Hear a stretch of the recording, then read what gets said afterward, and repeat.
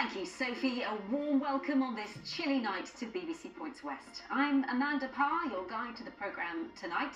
Coming up, we look at the debate on assisted dying as our local MPs prepare for tomorrow's historic vote. I don't want to go through the worst bit of my life in the worst way, and I don't want my family to have that either. MPs have been given a free vote so they can make their own decision. Also on the programme tonight, 2 police officers are served with misconduct notices after the death of a 17-year-old girl on the M5.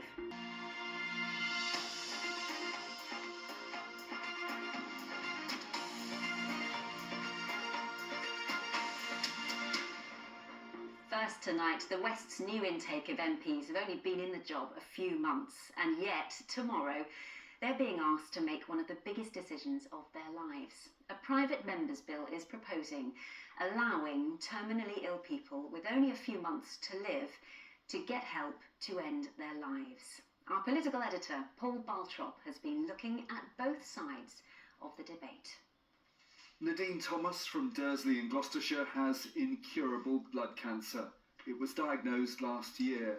She doesn't know when the end will come, but she wants change so she and others can avoid dying in deep pain. I am expected to suffer for as long as it takes me to die. I just want control and choice, to take control at that point that says it is actually too much for me now. I really can't cope with this anymore. I don't want to do this anymore.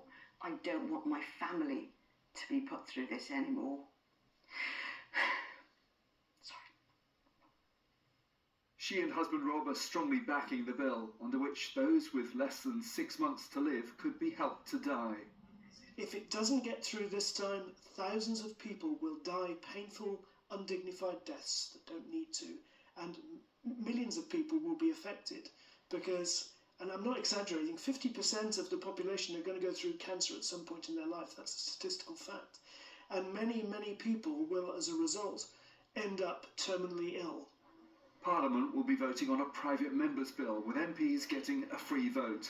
Among those calling for caution are many religious leaders. I am against this bill.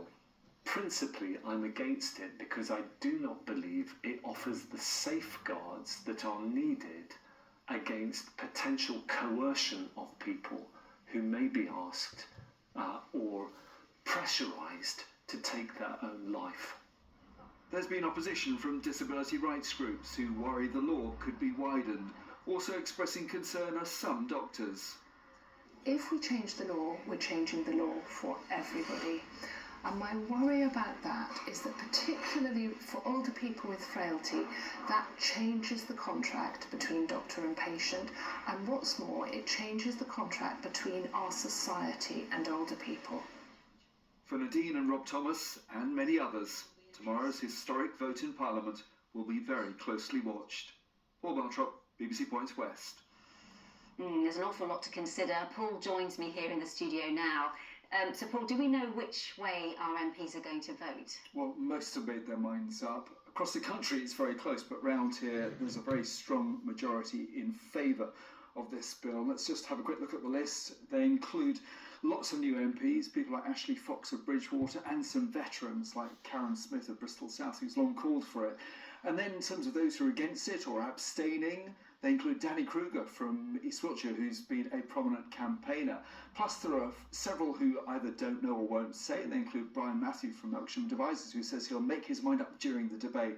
Now, worth noting, it's a private member's bill, and there's some concern that perhaps the bill hasn't been drafted as carefully as it could have been. Well, they're concerned perhaps whether the law could in future be widened to include others, but lawyers are saying no, it's pretty watertight. That would have to come back to Parliament if it was the case. Plenty of debate we'll hear tomorrow, lots about that. Starts 9:30 in the morning, goes on until 2:30 in the afternoon. We expect the results soon after that. Okay, well, it's quite a process, isn't it? Rightly. Paul, good to see you. Thank you.